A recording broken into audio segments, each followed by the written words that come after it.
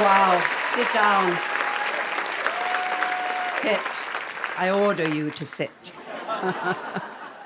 Thank you. Thank you to the Golden Globes. You know, this organisation has always held a little piece of my heart, as it was the very first organisation in America to give me an award.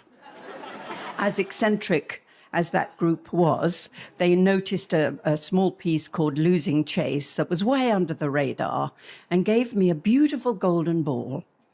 Then they followed it with another, and I was the proud owner of 2 large balls, which, as you can imagine, really helped me in my career.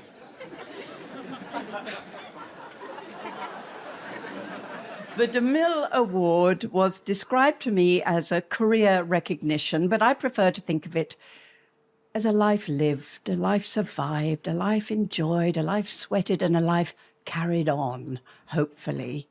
And given that hope, I prefer to think of this as an ongoing reflection of my career rather than a eulogy, not writing my own eulogy. Although I have to say, if this were my memorial, looking out at this audience, I'm absolutely thrilled who showed up for me. And I am making a list of the no-shows. So, I'm going to tell you my whole life story now. When I was 6. Yes, we're beginning there. When I was 6, my parents took me to a variety show at the end of the South End Pier, which, in case you're interested, happens to be the longest pier in the world. The lights went down and my world changed. When I was 14, my mum took me to the first proper play I'd ever seen. The lights went down and my world changed. When I was 16, I passed by the kind of small cinema that smells of tobacco and human fluids. And I went in to get away from the rain, and the lights went down and my world changed. My fate was sealed. So while doing my wondrous job, I have encountered swans on the river at Stratford-on-Avon, knights on horseback, all the mortuaries in Manchester, an audience of 200 Tuareg men riding camels. I'll tell you that story later.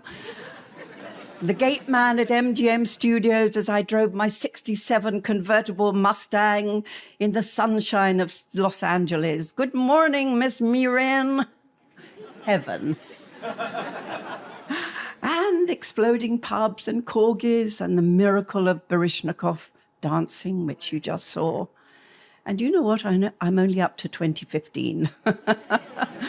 And we get on to the pink plastic palaces of Barbie, the wit of Ryan Reynolds, the generosity of Will Smith, the intensity of Hopkins, the embrace of Vin Diesel, the might of Harrison Ford, the kindness of Bruce Willis, and the greatness of Pacino. So much to wonder at and be very, very grateful for. Is this too long? Am I boring you? Okay, I'll carry on then.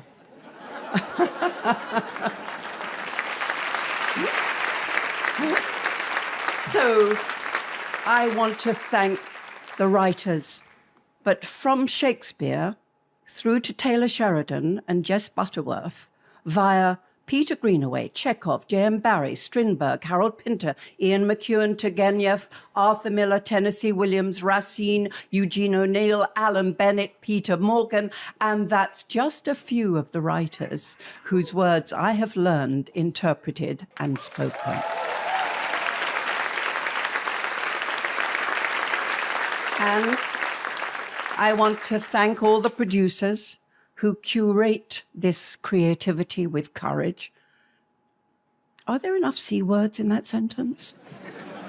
Should I be a bit of a Maeve in Mobland and add another one? Those of you who've seen the show know what I mean.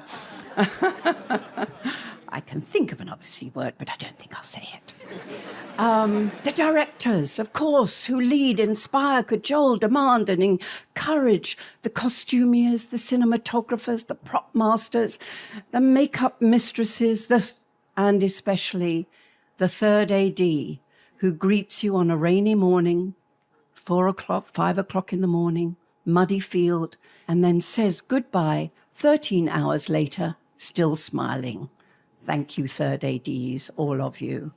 And then, of course, there are the women who have and always will inspire me.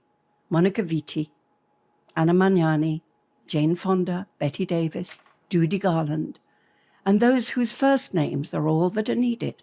Madonna, Barbara, Cher, Sarah Jessica, Meryl, Kate with a K and Kate with a C, and of course, my ultimate goddess, Viola.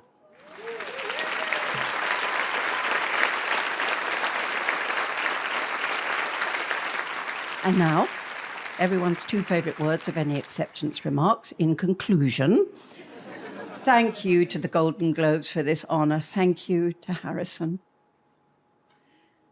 Viola and Tessa for being here for me tonight. And blessings to my agent, who is an icon and a legend amongst us all, the great Fred Spector.